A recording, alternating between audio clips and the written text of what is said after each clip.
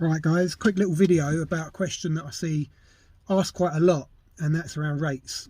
So I guess there's three ways you can look at your rates and three ways that customers may ask or expect your rates to be presented. One is hourly, two is a day rate, and three is a fixed price for the job. So it's a tricky one because customers like to know what they're going to get in return for the money they're being charged. I guess if you're offering a fixed rate, that's quite straightforward. This is the money, I'm going to charge you 100, 200, 300, 1,000. It's going to depend on the work. And we're going to get this done for you. It includes X, Y, Z. Set it all out, put it in writing, explain it. Always best to do this in person so you can respond to any questions that may come up and manage those expectations and really sell the job correctly and sell yourself and your expertise and knowledge, build trust. Don't quote by photos. That's a different video perhaps, but don't quote by photos. You will get caught out one day, trust me. You'll always go too high, too low. Anyway, yeah, a fixed price is absolutely always best. We probably charge fixed price on around 40%, maybe 50% of the work that we do, and that's down to the way that we're set up. So we do a little bit of regular grounds and garden maintenance for domestic and commercial customers and communal gardens and things like that, and all of that is typically kind of an hourly rate. Some of it's a price per visit, but then there's still an expectation of how long you're going to be there, so ends up breaking down to a bit of an hourly rate in the end. The other 40% of our work is one-off work, turfing, tree work, hedge planting, maybe big hedge cutting jobs, stuff that doesn't need to be done on a regular basis. And all of that is quoted in person, and a fixed price is given for the work. So that's best, and we tend to make more profit on those jobs. And you've also got the luxury of working hard with professional tools and getting the job done before the end of the day. So maybe you finish at 2 or 3 rather than we would normally finish at 4 for a regular grounds maintenance day. So then you go on to your hourly rates and your day rate. Now I'd say day rate is the worst rate to present, really, and that's because a customer will feel they own you for that day. So try to avoid it. Now an example would be you go along to a one-off job. It might be some hedge trimming or a bit of a garden tidy up, and you agree that you're going to do X, Y, Z. Those shrubs there, the weed in there, we'll cut your grass, we'll trim your hedge, and this is what we're going to charge you. And let's say it's 250 quid. Don't say we're going to be here all day and it's going to cost you 250 quid, or I'm going to be here all day and that's going to cost you 250 quid, because the risk that you fall into there is you're a really good worker, you've got very good tools, you've spent money upgrading your tools, you're efficient, and you get done early. You get done at about 2 o'clock again, let's say, and you knock on the customer, they come out, they look at what you've done, it looks great, they're really happy, and they're like, okay, so for the rest of the time, can you do this, that and the other? Now the conversation you've had with them is that you're going to be there all day doing this job and it's going to cost you, the customer, 250 quid. So they're kind of justified to say, oh, okay, that's great, there's a couple of other things I need you to do. And it's going to be a bit of an awkward situation for you to say, well, I didn't quote for that, it's going to cost you more, or I can't do that, or I've got to go to another job now, because the conversation you've had with them is that you're going to be there all day. So day rates can catch you out, and that's happened to me in the past, and it's not something I mention anymore. Going back to the fixed price, maybe I'll turn up and say it's going to be 250 quid, and the customer will say, oh, how long is that going to take you? And I say, oh, well, it depends. It's going to depend on what we find and this, that and the other. We're going to be here a while. And I'll kind of give a bit more of a vague time frame, but I won't say it's all day or we're going to be here till 4, because I don't want to fall into that trap of being owned by the customer until 4 o'clock.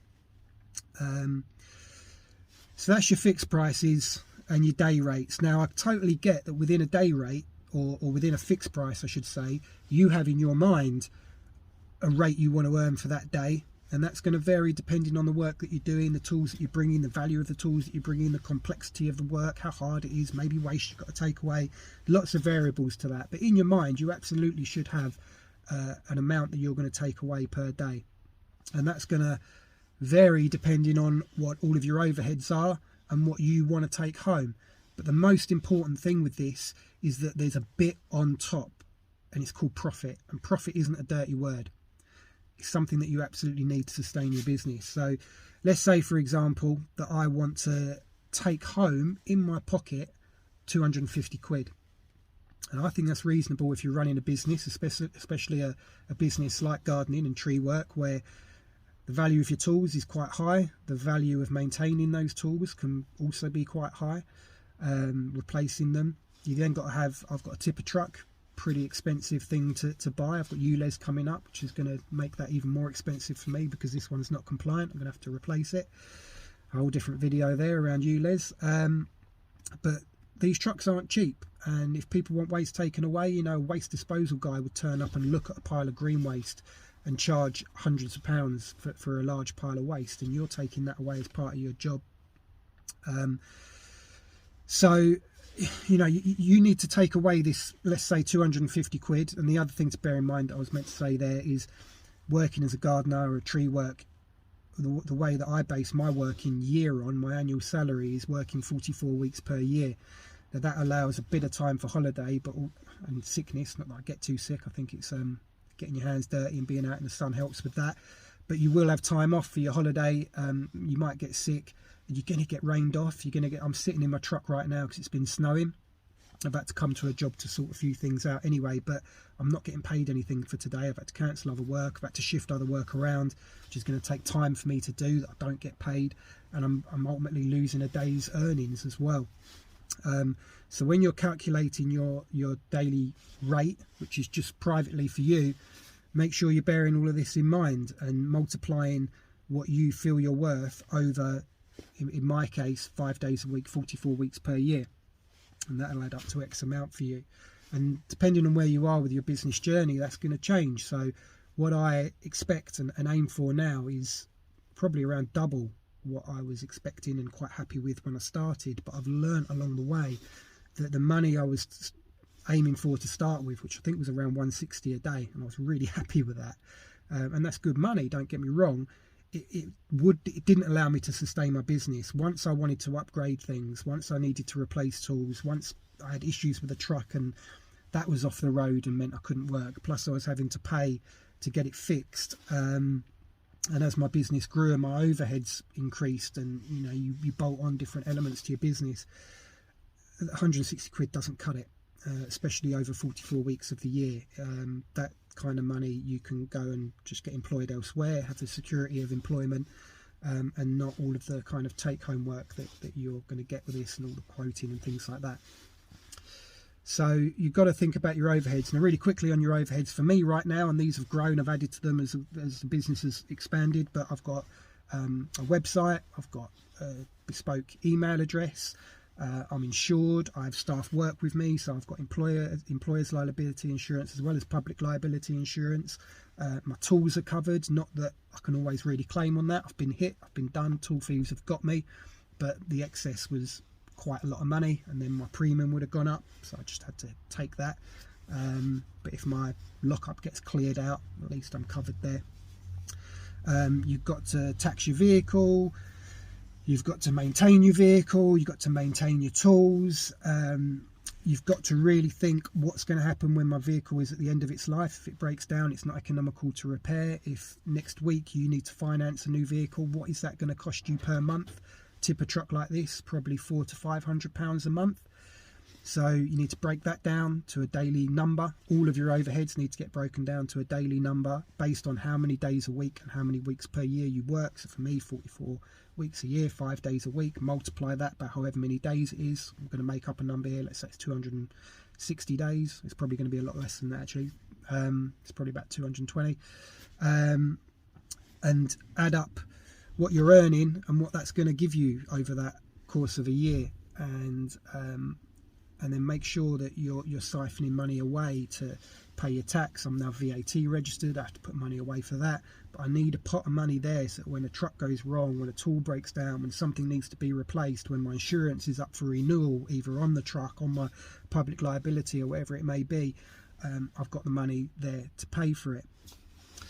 The other thing that will happen as your business grows, and this is another hot topic for debate, but it's whether you front the costs for things like turfing, plants, soil, all the materials, or whether you just trust the customer, pay for that yourself, and then wait for them to pay you once they're happy with the job. Most customers are going to expect it to work that way. They'll kind of feel that they're taking on too much risk and that you could be a cowboy perhaps or whatever if they don't know too much about your business and your reputation. And so you're going to need this money there to front things. We've got a big hedge planting job on at the moment. 274 pyracantha plants are going in, meant to be happening today, but it snowed. That's cost me £1,700 to get the plants. I've had to spend another few £100 on compost, so I'm about £2,000 into the job already. Also spent a day digging out the trenches and paid the boys for that. And I needed a pot of money there to be able to front this before I could get the money back on it when the job's complete. Anyway, going into lots of different avenues, this is a complex topic, but finally you've got your hourly rate. Now, the hourly rate is the job that customers are going to be most happy with. They are going to know how long you're going to be there. You turned up at 10, you're here for an hour, I'm going to pay you X amount for an hour, you'll be gone at 11. I totally get why customers want this, but the trap that you could fall into is you're working, let's say I started with we did a lot of mowing, and I had a Hater 41, a Spirit 41 I think it was.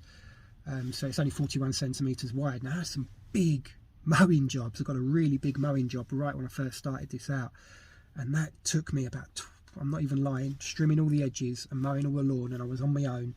It would take me about 10 to 12 hours depending on the length of the grass. I've since upgraded to Hater 56s. I've got some Honda machines as well, but I've essentially got wider mowers, and we can get that job done so much quicker now. I've also got people who work with me, and of course if there's more people working with me, I add that on to an hourly rate, or the time we're there is adjusted accordingly. But what I'm getting at is I'm not going to deliver the same, I'm not going to offer the same hourly rate when I'm coming with tools that get it done in twice the time.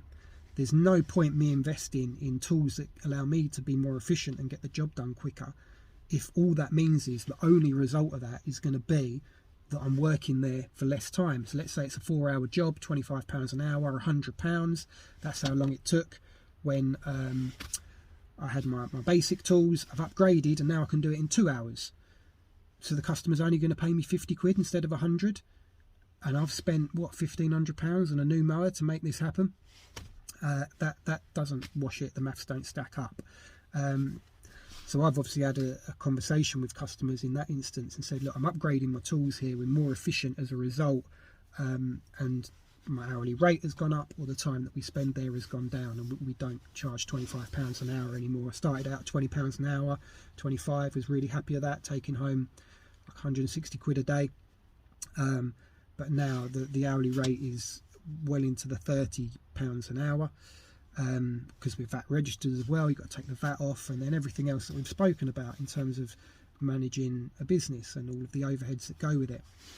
So bear this in mind, and if you can, but this is an awkward conversation to have, for those regular jobs, if you can say, look, we're going to get this amount of work done and here's your fixed price per visit, that's a really good place to be in, because then you might be on a job site for the reasonable amount of time that an hourly rate would have dictated. It might be an hour, but maybe you turn up one day and you work really hard, you're very efficient, you're very on top of the garden because of the hard work you've put in the weeks and months, years before, and you can leave after 50 minutes, 40 minutes. So long as you've done a good job and the customer expectations have been met, that's a good place to be in. But it is tricky because some people will feel they own you for that time, and they'll feel much happier that they've got you for a fixed period of time for a fixed amount of money. My battery's dying, so I might have to stop this and continue in a minute. But that's pretty much the nuts and bolts of it, the ins and outs of the rates that you should be charging.